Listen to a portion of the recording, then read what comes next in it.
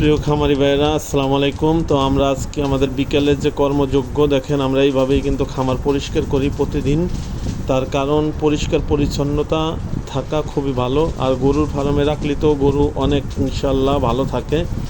তাই আমরা প্রতিদিন সকাল এবং কি দুপুর এবং বিকেলে আমাদের কিন্তু মাগরিবের পরে আমরা আর কোনো খাবার গরুকে দেই না। মাগরিবের আগে আমরা সমস্ত কাজ, খাবার পাত্র এবং কি ফ্লোর এভাবেই পরিষ্কার করে ফেলি। তো এবার চলেন আমরা আমাদের খামারের কর্মচারীর জন্য যে আপনার থাকার জন্য নতুন একটি ছোট ঘর নির্মাণ করতেছি, সেইটা আপনাদের দেখাবো যে আমরা কীভাবে এটা করতেছি। প্রত্যেকেরই উচিত এরকমভাবে কাজ করে যাওয়া।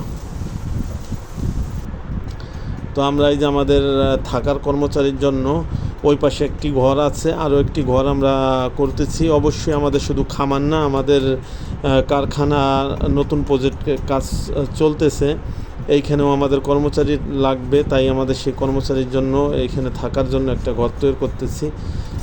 এগুলো নিয়ে শুধু একটা না, আপনারা যারাই খামার করবেন, আপনার খামারের পাশাপাশি অন্য কোনো বিজনেস যদি থাকে সেগুলো দাঁড় করানোর চেষ্টা করবেন, তাহলে ইনশাআল্লাহ অনেক অংশে ভালো হবে। এই জিনিসগুলা যারাই ব্যবসার ভিতরে ঢুকছে, ব্যবসা তো বাংলাদেশে অনেক কঠিন, তারপরেও এগুলো যদি আমরা করি তাহলে অবশ্যই ইনশাআল্লাহ ব্যবসায় কিছু ভালো ফল পাওয়া যাবে। তাই দেখেন, এই যে আমাদের এইখানে 10 ইঞ্চি গাঁথনি দিতেছে, 10 ইঞ্চি গাঁথনি দিয়ে আমরা কাজ করতেছি। এখানে একটা ছোট একটা ঘর সেট হবে, মানে থাকার জন্য আর কি, থাকার ঘর। তারা কাজ করতেছে।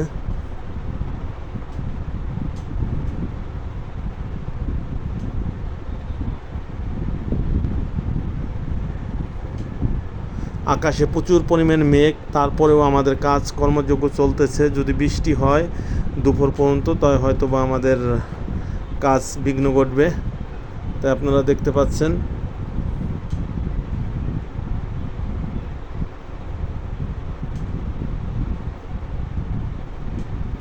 আমাদের নতুন যে কারখানা এবং কি কারখানা করা হয়েছে, সেই কারখানার পাশেই কিন্তু আমাদের এই নতুন ছোট শেডটি নির্মাণ করা হবে। এই আমাদের গরুর ঘরের সাথে গরুর যে খামারের সাথে মিশানো, একদম খামারের সাথে মিশানোই কিন্তু এই কাজটুকু করা হয়েছে।